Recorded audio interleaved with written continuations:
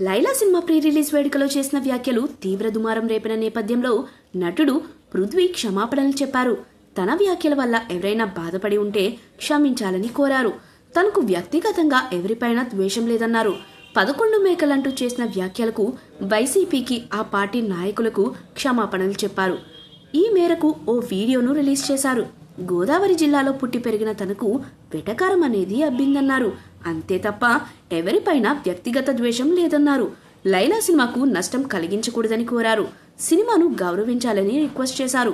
తనకు ఈ రోజు ఇంత మంచి పేరు వచ్చిందంటే దానికి కారణం సినిమాయే అన్నారు. తన వల్ల లైలా సినిమాకు ఇబ్బందులు పెట్టకూడదన్నారు.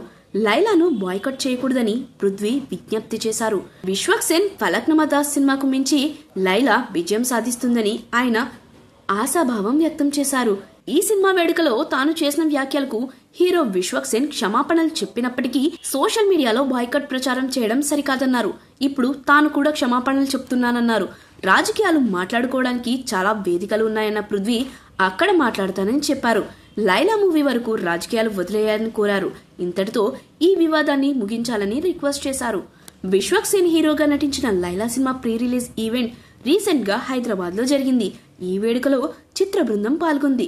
పృథ్వీ కూడా ఈ వేడుకలో పాల్గొన్నారు. ఈ సందర్భంగా మాట్లాడిన ఆయన సినిమాలో తన పాత్ర గురించి చెప్పారు. 150 మేకల్లో చివరకు 11 మేకలే మిగిలాయన్నారు. ఈ అంశం తీవ్ర దుమారం రేపింది. పృథ్వీ వ్యాఖ్యలపై వైసీపీ క్యాడర్ తీవ్ర ఆగ్రహం వ్యక్తం చేసింది. బాయ్కట్ లైలా సినిమా పేరుతో సోషల్ మీడియాలో పెద్ద ఎత్తున ప్రచారం చేశారు. ఈ సినిమాను ఎవరూ చూడకూడదని పిలుపునిచ్చారు.